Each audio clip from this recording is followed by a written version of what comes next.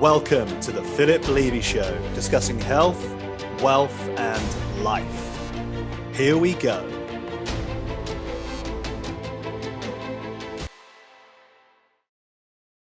So welcome to the show, where we explore health, wealth, and life.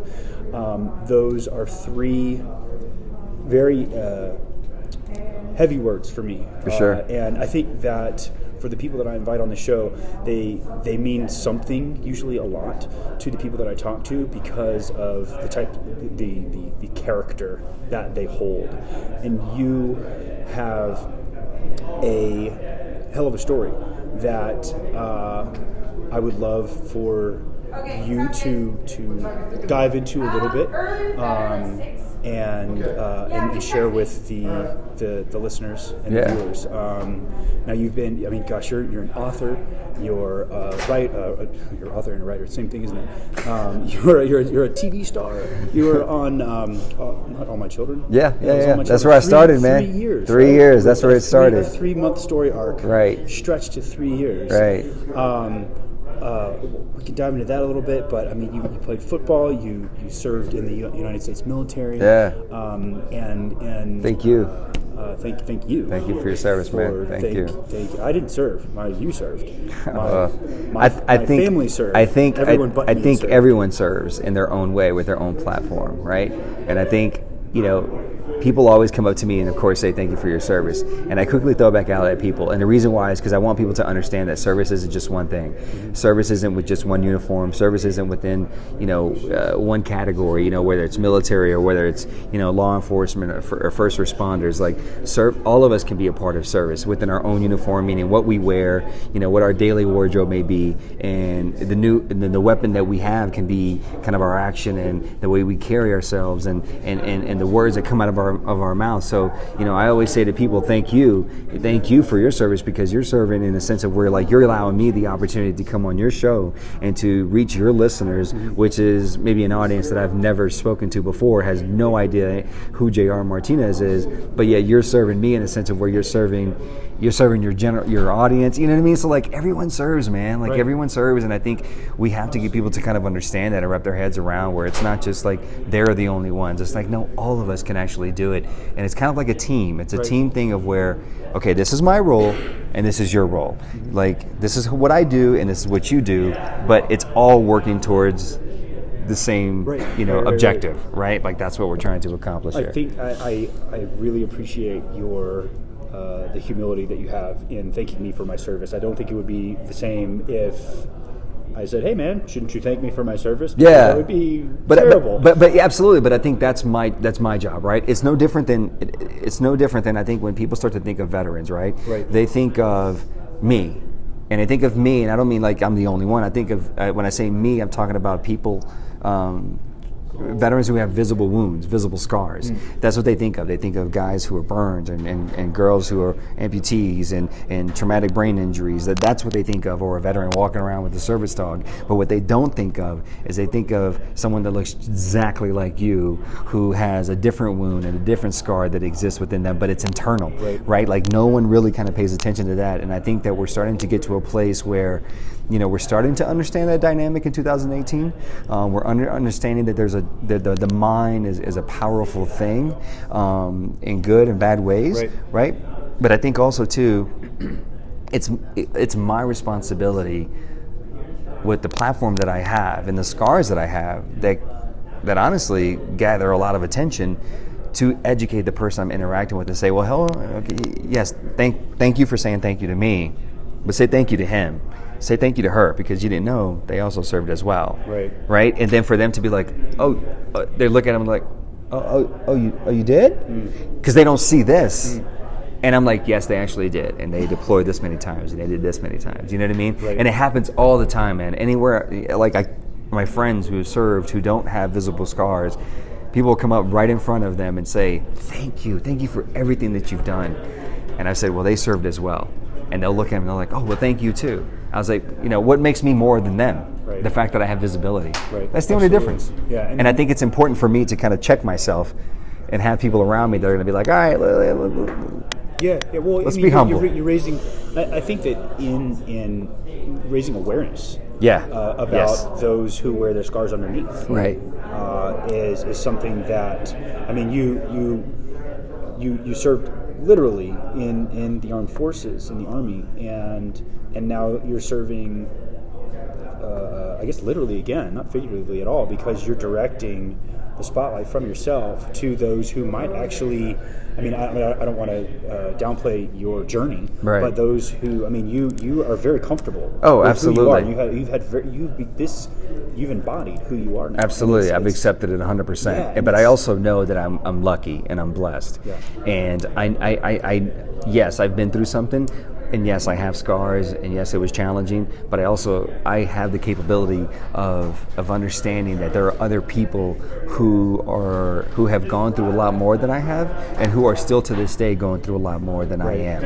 And I'm aware of that. Right. And so it's important for me to share the platform, no different than you're sharing your platform right now with me. Right. So, that was obviously that was one of the biggest challenges for me. I joined the Army as a 19-year-old. I joined as an infantryman. I go off into the Army. I go to Iraq in March of 2003, so 2 weeks before the war starts. And then 4 days shy of being in country, a month, I'm injured, driving a Humvee through a city called Karbala, 19 years old, and my life is completely upside down, and I always tell people, like, my identity had been taken away from me. And what I mean by that is the identity of my appearance, right? Like literally what I saw in the mirror for 19 years of my life, I recognized that individual.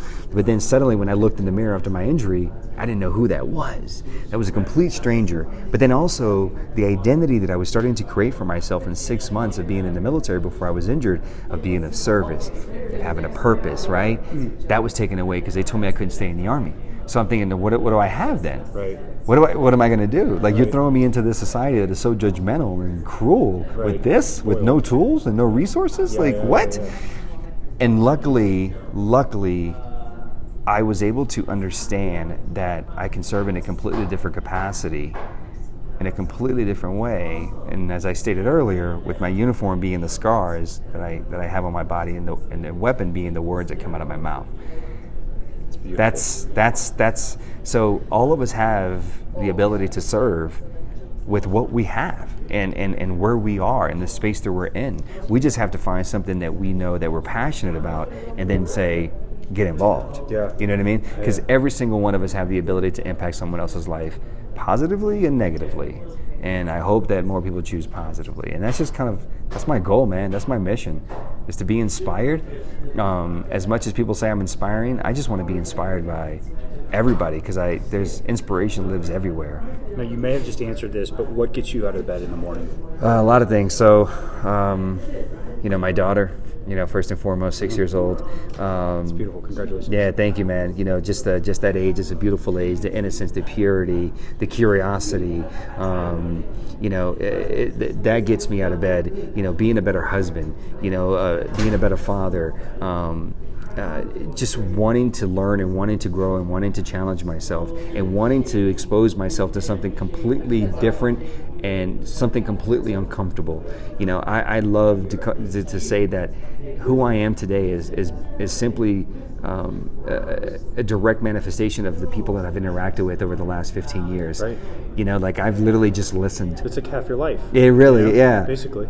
Really all I've done is just listen to people. Yeah. That's all I've done. And from people from all walks of life that have shared something completely different that I have no knowledge of, but I've just listened. And and at the end of the day, I go home and I marinate on that, and I'm like, how does that apply to me? How can I apply that in my life? And then before you know it, my soundbite is like, kind of encompassing a little bit of what they shared with me, and I'm channeling ways where I can kind of pull components of my life and utilize that to kind of make it relatable to people. Mm-hmm. Not everyone can relate to me in the sense of where they had the same childhood that I had, or they were in the military and suffered the same injury that I did. So my work and my job is to make it relatable. How do I make something that is so foreign to a lot of people to the point where they're able to look at me and say, oh, I can relate, but not necessarily directly to those things. Yeah. I could just relate to everything that you've had to battle with, identity issues and acceptance and re-identifying yourself and, defining your new normal and your, like all of these things. How do you stay positive when you've been a victim? How do you defy labels, that other people put on you because they don't understand you? So instead of actually trying to do the work and understand you, they just label you and then kind of push you aside, and then you're over there in the corner. It's easy. You don't have to work. It's easy, exactly. There's no work, and it's a matter of me trying to share with people that I've done a lot of the work, and I'm still doing the work to this day. So, man, like, I'm so lucky, and I'm sure you feel the same way, man, where you've been able to travel and meet a lot of people, and even being here, at Spartan Race in Lake Tahoe, and you're seeing all of these people that from all walks of life that are, just defying the odds. That's inspiring. Yeah. Like, that's inspiring. Like, inspiration, we don't have to spend that much time looking for it. It's right in front of us. I find that the tagline to the show is the exploration of health, wealth, and life. And as I explore, as we explore this kind of journey between the two of us, it sounds like the definition of wealth for you is the experiences that you get with the people that you're able to help, and the people that you're able to change. Yeah. For me, monetary wealth is great. That's awesome. But what's more important after the bills are paid is social wealth, familial wealth, the respect you get from people that didn't know you but think that you're just a hell of a guy. Right. Afterward, that's my definition of true wealth. That's what it is to me as well. Honestly, like when I think of wealth, of course, yes, everybody wants to be financially secure and be in a great position, right? Like we all want to enjoy the nice things in life, But for me, I understand that. We've all heard it. You're not going to be able to take those, materialistic things with you, and even if I were to pass right now, me leaving those things behind, that's not really going to mean anything to anybody. If anything, they're going to fight over it. Like, who gets what? Who gets that? Yeah, exactly. I'll date it next year. Exactly. The value goes down. Like who's paying the taxes on this? Versus like the way I can make someone feel, and the way that someone can make me feel. That right there, that's wealth, that's rich. That is something that a lot of people don't put a lot of emphasis on, because they don't think that they have the ability and the power to be able to actually impact someone in that way. Yes. When the reality is, all you have to do is just simply just be empathetic and simply just put yourself in a situation where you're willing to listen to someone. Yes. And simply by doing that, you are already giving that person more than, maybe they've ever experienced in their life. All of us want to be heard. All of us want to be listened to, right? And I get it. Like, we're all busy. It's hard to, to dedicate that much time to people that you encounter. But, one of the things that people always come up to me and they'll say, and they'll tweet me later, and or I'll meet them years later, and they'll say the one thing, or they know someone, and they'll say the one thing I remember about JR is like he stayed there and he met and he listened and he looked me in my eyes and he actually remembered my name. That says a lot. He remembered my name. For remembering people's names. So we're doing a meet and greet, right? And there's a few hundred people, and you'll walk up, and first thing I do is I say, your name? Because what people tend to do is they come up to me like, oh man, it's such a pleasure. They don't even tell me their name. And I'm like, okay, what's your name? Yeah. And they'll say, Philip. I say, Philip. Nice to meet you, Philip. And I repeat it. Yeah. And then in my mind, I'm just like Philip, and I identify something with them that allows me to, when I see them next time, be like Philip, the guy with this shirt, the guy that talk, whatever this shirt. Yeah, exactly. And then before they leave, I'm like, all right, Philip. I just say their name. It's just repetition, man. And I think that's exactly what it is when you talk about the expiration of those three things. I mean, it's like in order to accomplish these things, you have to have repetition. You have to constantly work at it. It's not a one-time payment and then you're good for the rest of your life. It's not like the lotto. Right. It's like installments, like the infomercial. It's like 12 payments of $19.99. You constantly have to be making those payments. So that's the key. Okay. That's the key for me. That works for me. That's what I've heard heard of, read, or tried to practice attach a moniker to someone's name. Yeah, and just repeat it. Yeah. Just repeat it. Absolutely. And just say, and you know what? There's nothing wrong. I mean, I've done this several times where people have said their name, and I've, in my mind, I've said Philip, and then all of a sudden I forget it in that moment. Right. And then I'm saying, I'm so sorry. Like, what's your name again? Yeah. You'll say, Philip. And I'm like, all right, I'm so sorry. And now I know I'm not going to forget it because you just now had to tell me again, you know, what your name is. What's your name again? How do you bring out the best version of yourself? By making myself uncomfortable. Really? Unpack that for me. So I like to tell people that, you know, everything that has transpired in my life, in my career over the last, 10 years, I created it. Okay. And the reason I say that, I don't say that from a kind of an ego standpoint, but I say that from a standpoint of because I've chosen to show up and really put emphasis on showing up and showing up with an amazing attitude and showing up with my willingness to learn and my willingness to grow, my willingness to be better, that I was doing the work, and then the universe would kind of align everything else and say, okay, you're ready for this and you're ready for that.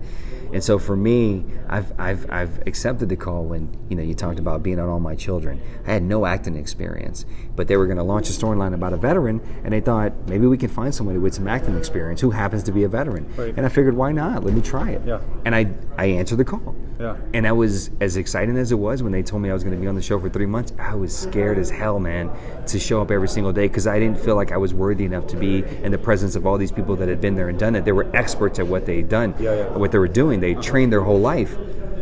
But I showed up.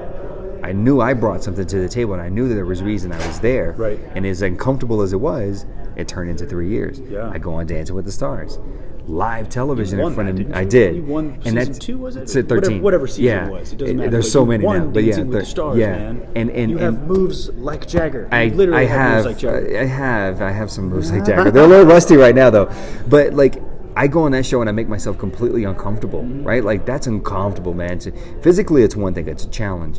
But mentally, to put yourself on a stage to dance in front of millions of people, right. 20 million people watch that show every night or every week that it's on, right? And I did it live. Yeah. Like, I made myself uncomfortable, and then I make myself uncomfortable by going on stage because you know what? That's not naturally something I can easily do. Like, I still get nerves from time to time. I decided 2 years ago it's time for me to do something completely different and challenge myself again. I enrolled in school, in college. I'm 35 years old and I'm a junior in college. I'm making myself uncomfortable, and those moments have, when I get through them, when I survive, when I succeed, I'm able to be empowered, I'm able to have confidence, I'm able to have swag, and so when the next thing comes, it doesn't faze me because I know I have the arsenal and the tools to do it. Do you think that it is going to be harder to make yourself uncomfortable as you become more comfortable being uncomfortable? No. Okay. No, not at all. Because there's always going to be something that's going to intimidate me. There's always going to be something I'm afraid of. There's always going to be something that I'm like, I don't want to do that because I don't want to embarrass myself. Look at where we are. Yeah. I've never done a Spartan race ever. I've wanted to from afar. I've seen it, but I've never done one.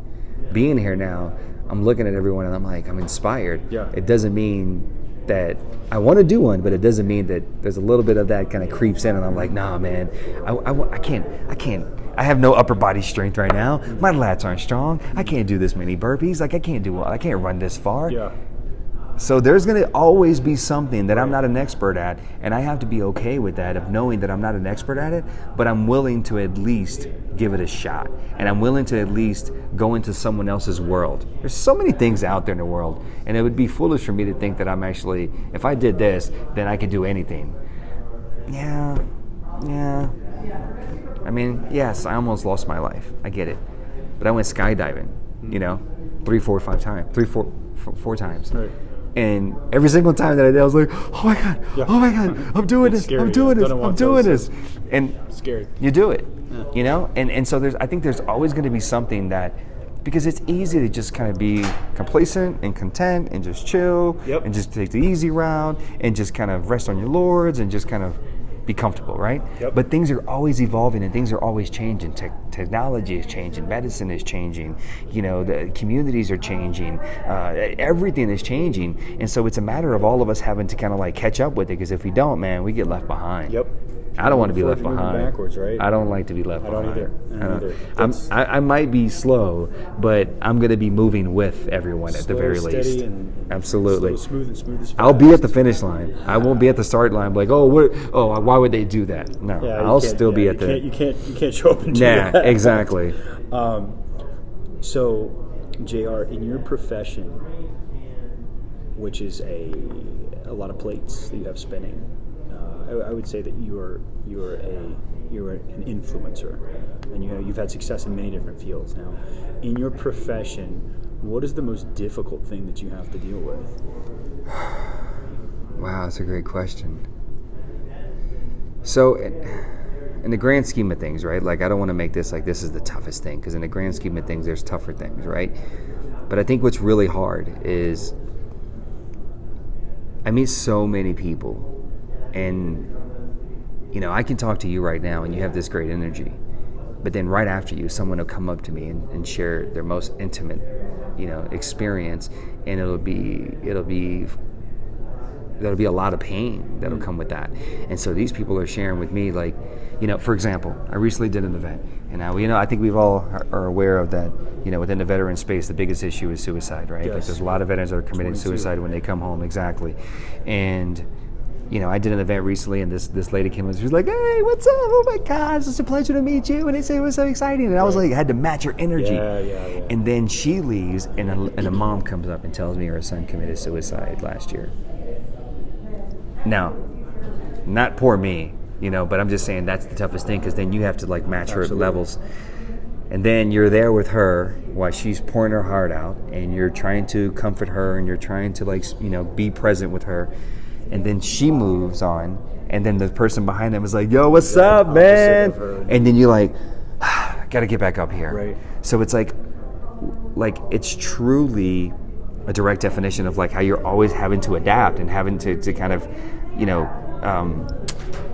we call it in my field, I call it chameleon training, because part of so much of what we do from my day-to-day, I'm a health coach. Right. And if you can't break through the psychological wall of why someone says, oh, I want to get big biceps, I want to look good naked, I want to whatever. Right. But the if they're not there mentally, then it's never going to happen. They could say talk is so cheap, but if you don't find a way to match their energy, find a way to match their personality a little bit, right, to at least until you become friends. Right. Well, you got like that trust factor, right? Exactly. Like, for you, like you have to develop that trust with them for them to be vulnerable. Yeah. Because people instantly have a barrier. Not everyone is vulnerable. Like I don't have a that's not true.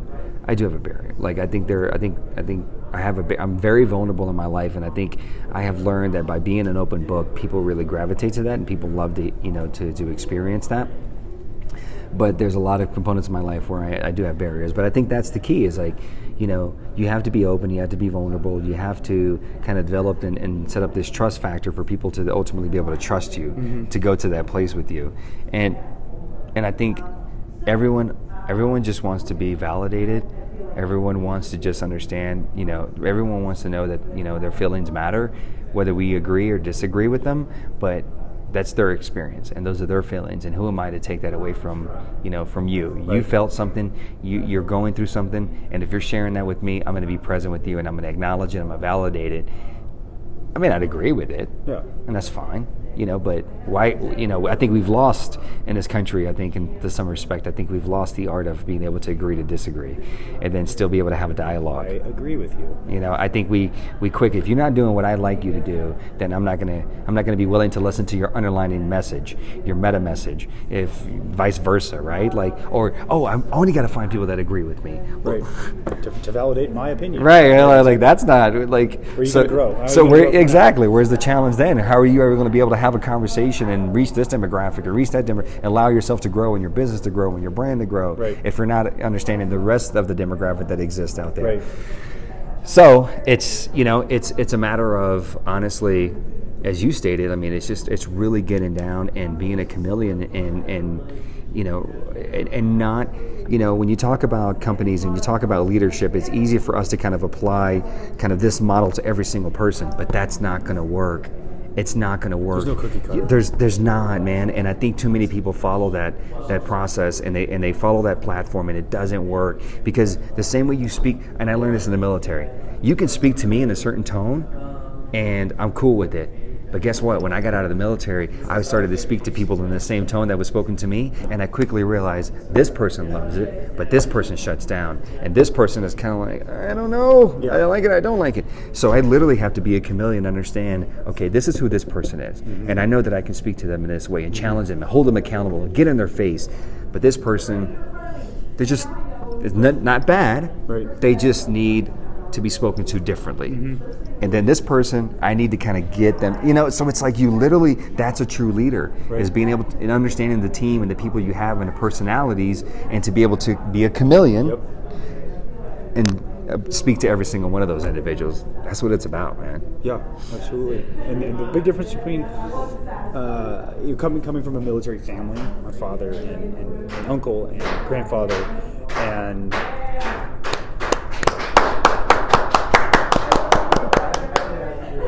I got you. I feel you, man.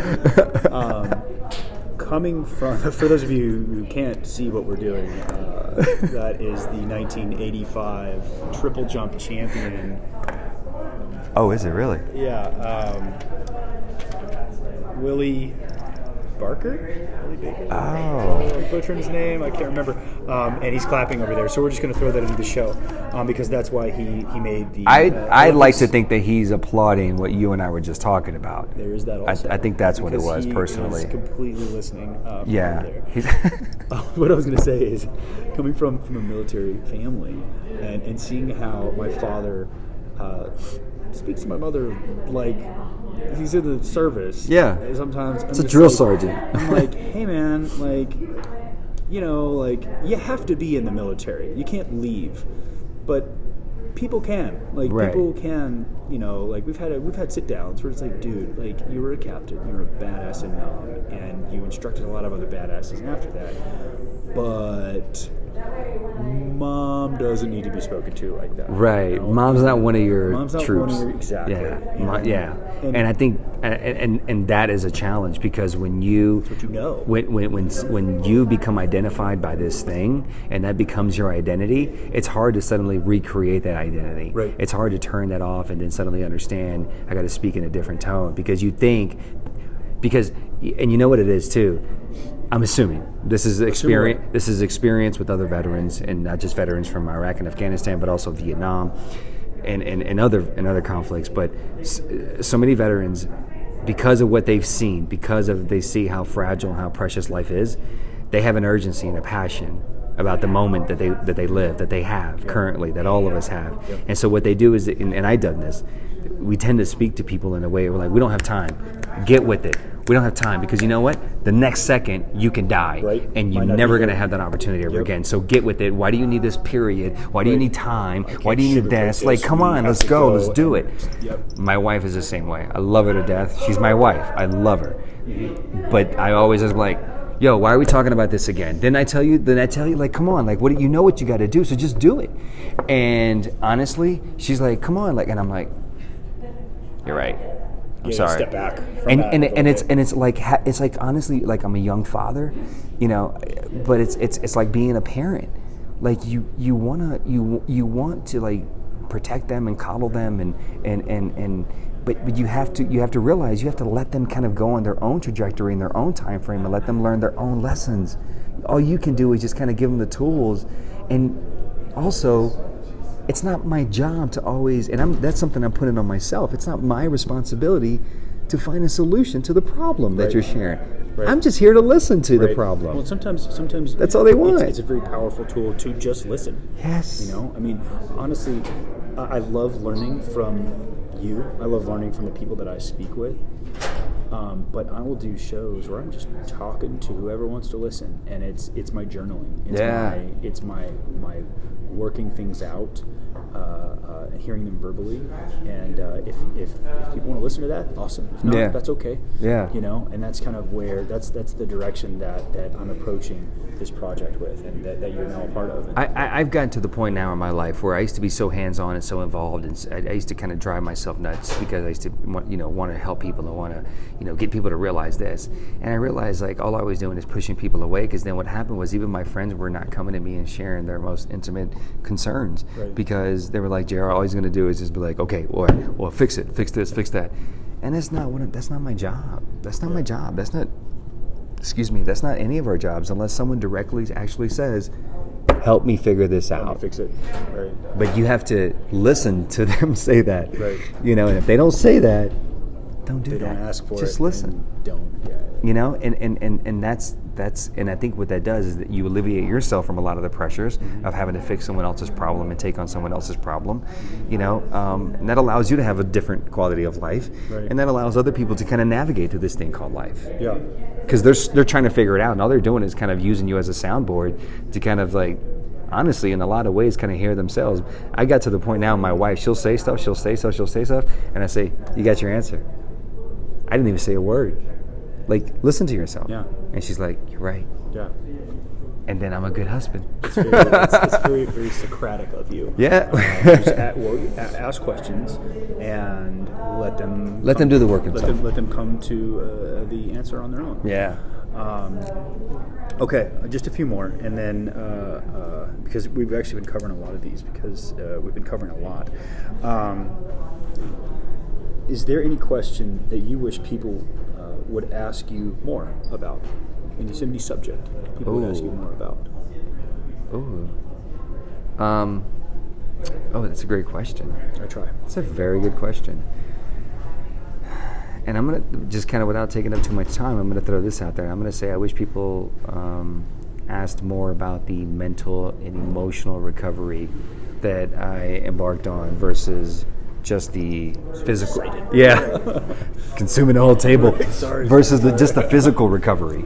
There was a mental and an emotional recovery process, and everyone gets so fixated on kind of the physical component, of the recovery process, and no one really kind of understands and pays attention to. There was also a mental and emotional recovery process that I had to embark on as well to get to this place. I can physically be present, but it doesn't mean I have to like emotionally, mentally here be present with you. But because I did that work, and because that's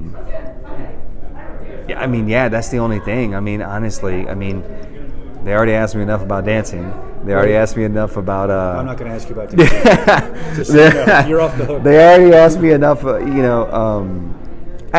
don't know, and I think it's interesting, man, because it's like I can say that I want these people to ask me these things, but they don't know what to ask, and it's almost like I have to, again, kind of as we just talked about, you have to kind of present the questions to kind of guide them, to give them the ideas of what questions to ask, right? And then they come up with their own answers, and so. I think that's it, man. I don't know, and that's great. No, it's your answer. There's no wrong answer. Yeah, I don't because I guess in my day-to-day life, people always come up to me and ask me, how did you get from here to here to here to here to here, right? And I share that with them, and so that's not something that I feel like is a lack of. But I think to some extent, I want people to be more aware of, to pay attention to kind of the mind and the importance of the mind, and dealing with the mind and healing the mind and nurturing the mind and equipping the mind, right? And I think sometimes when they think of me, they overlook that component, which I get. We live in a visible world. We're not going to believe things unless we see it, we touch it. I get it. But I want people to pay attention to the importance of addressing the mind and the heart. Do you think, just to follow up on that one, do you think that because when you speak to most people, they have a facade that they present. It's like, this is what I want you to think about me. Yeah. I hope it's working. Right. I don't get that from you. Yeah. Because I think it's a lot of what makes you unique. Now, do you think that in having your mental recovery or people, I guess, do you think it was easier for you to explain your psychological recovery to people when they ask, because you don't have that ego that they have to break through first? Yeah, but I think it also helped too because of the scars. because people are going to be a little bit more understanding and embracing to me and patient with me because of the scars. Like, it's really interesting, man, and I learned that these scars really serve as a benefit to me, and where they allow this kind of this easy transition. It's like a slit in the door, right? And the scars, honestly, are kind of my entry, like my key to unlock that door. Yeah. And then I can walk in the door and people aren't immediately like, "Who are you? How'd you get in here?" Instead, they're kind of looking at me like, How'd you get it? "Huh? Who is that? What happened to him?" I'm interested. I'm curious, right? Which I think all of us have a little bit of that in us. And so then what that does is that's a window of opportunity for me to then kind of have a dialogue. Yeah. And have a conversation. So what I think is people, because of that, it allows me an opportunity to really get into this conversation in the depth of everything that I've been through.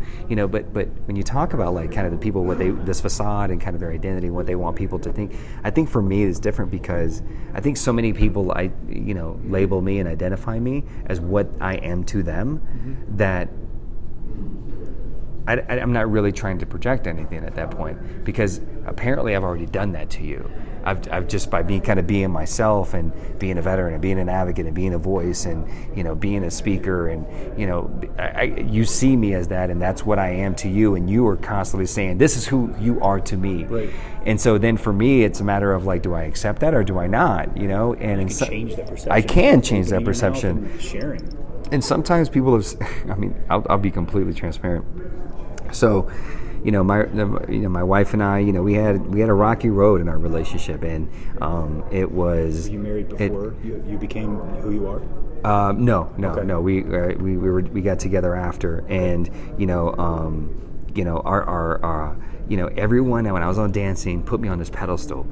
I didn't present myself. I mean, I guess in the sense that I did, but you're there already. Everyone was like, he's this holy, he's what's right in it, he's this, he's that, he's this. And then suddenly when my wife and I started to have like issues, and unfortunately it was in a public eye and it became public knowledge, and people would say to me, "Jared, you should do this and you should do that." Or if I ever posted on social media and it was a video and I was like, "Man, that's bullshit."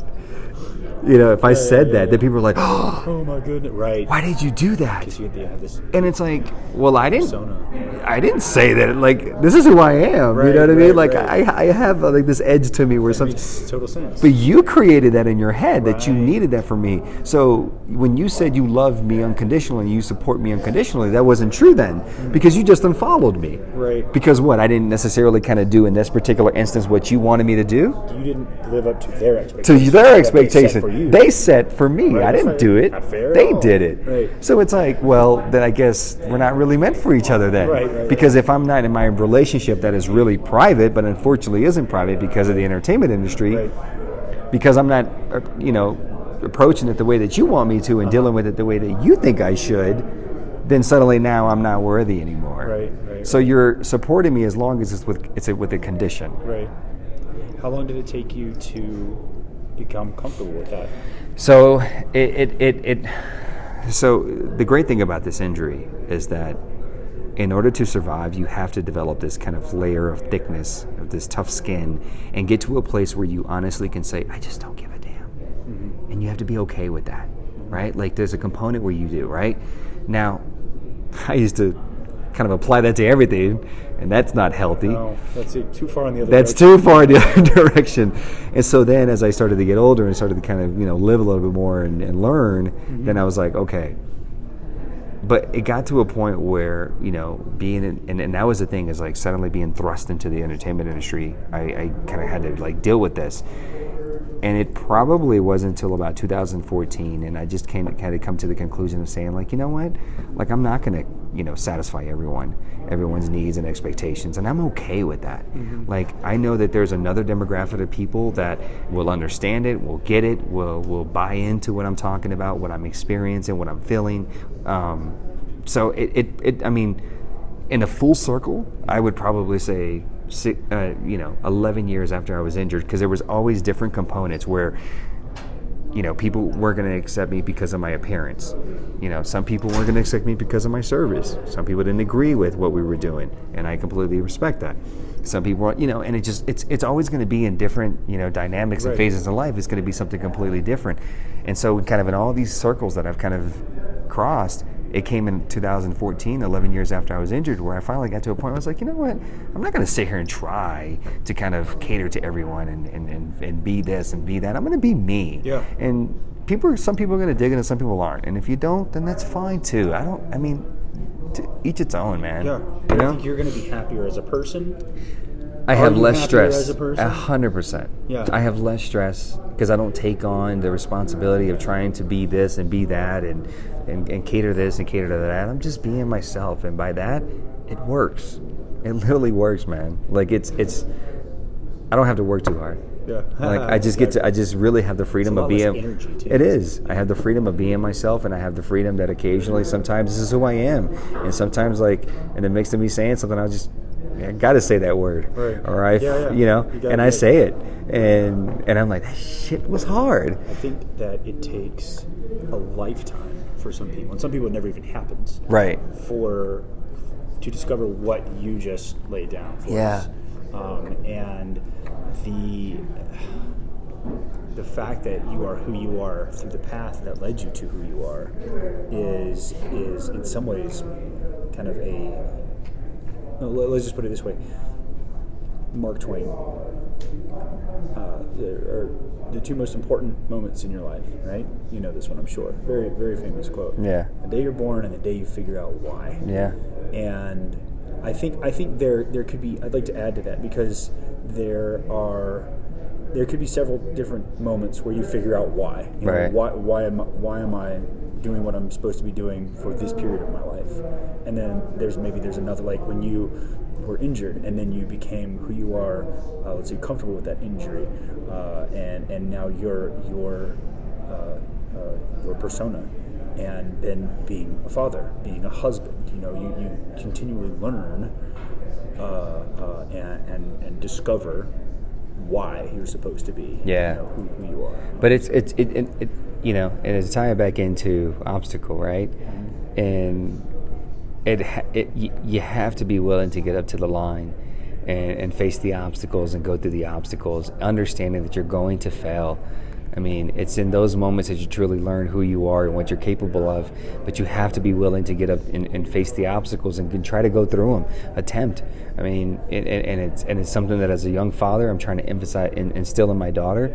It's like, well, try that. And she's like, but I don't think I can do it. Well, okay, but then try. You don't know. First, try. Yeah. And even if you can, then let's figure out a way to get you to the point where you can do it. Mm-hmm. And there's been plenty of circumstances that already, like she's had these small little victories. Mm-hmm. And I'd like to, as a young father, I'm proud because I'm thinking, okay, I'm instilling something, from a foundational standpoint that is going to help her. She's going to continue to kind of just add to it and pour more soil onto it, and it's going to be more structure. And so it's a matter for me simply to be willing to get up to the starting line and face the obstacles. Too many people shy away from it because they're afraid, they're fear. Yeah. And you just got to get up there, man. You just got to get up there. You got to be willing to do the work. And if you're willing to do the work, that's where everything takes place. If you don't do the work, trust me, you're going to miss out on a lot. And then you're going to be, stuck at the starting line, looking at other people that have already finished and are already doing their thing. And so it's a matter of just get out there. Cool. Okay, so you were saying about getting to the starting line. Yeah, just like I was just saying, people have a tendency to kind of shy away from stepping up to the line, right, and attempting something. They have a tendency to want to simply get to a place of where they allow fear to kind of take over. They allow fear to get in the way of everything, and a lot of people aren't willing to do all the work that's necessary in order for you to kind of get the outcome that you really want in your life, and honestly, the outcome that you don't even know that you want for your life. Yeah. I didn't know I wanted to do all of these things. Honestly, there was no thought in my mind that I ever wanted to be a speaker, a motivational speaker. That sounds boring to me. No girls are gonna like a motivational speaker. Right. That was my thought process. But in the mix of me suddenly trying to, stepping up to the line and actually kind of going through the obstacles and being in front of a few audiences, suddenly I learned and I realized, I kind of dig this, and I like it. But I never would have known if I wouldn't have stepped up to the line, if I wouldn't have kind of embarked on this journey and kind of gone through these obstacles to try to figure it out. But I mean, that's the challenge to people, to your listeners right now, is to like, hey, don't shy away from those obstacles that are right there. Address them, face them, go after them. You know, like don't allow those obstacles before you even attempted to win. Yeah. To claim victory over you. Before you try it. Yeah, like you're giving the power to something that you haven't even attempted. You're giving the power to them to ultimately say, we win here. Right. We win. Right. We are the dominant ones. And why should that be? Take control. You know, it's too easy to get to a point of saying like, you lost this, you lost that. When the reality is, you always have a choice. How are you going to show up? How are you going to take control? I tell people all the time, when they say, we love your book, we love your story. And I'm like, you know what? Everybody has a book. But what people have to realize is that when they start writing their book, they're trying to, you're trying to remember everything from, and what you have to do is you have to start from your family's history. You have to start from, our society, our country, our Earth's history. Right.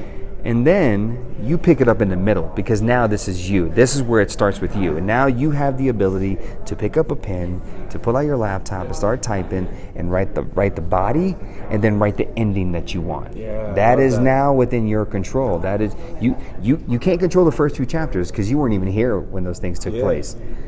But you don't have to inherit that and actually allow that to be your outcome. You can actually change the middle and the end. That's on you, though. Yeah, are you willing to do the work? Right. And interestingly enough, and I know you realize that, you've encountered people, a lot of people unfortunately aren't willing to do that work because they're afraid of the result. They're afraid of the rejection. They're afraid of failure. They're afraid of embarrassment. They're just afraid. Fear is unfortunately an extremely powerful emotion. We don't have time for that, man. We don't have time to allow fear to take over. We don't have time. We only get one life. I luckily have 2, but not everyone gets a second one. But I did. And so I'm sharing what I'm sharing with you and your listeners and your viewers because I want them to hopefully learn something from this dialogue that you and I have had, right, and apply it to their life, and hopefully allow them to try to live a little bit differently and maybe a little bit more efficiently and happier and joyful while they're still in their first chance at life. That's what we're trying to accomplish. Last question. We have a saying on the show. It's get busy living, right? Just to kind of sprinkle some sugar on what you just said.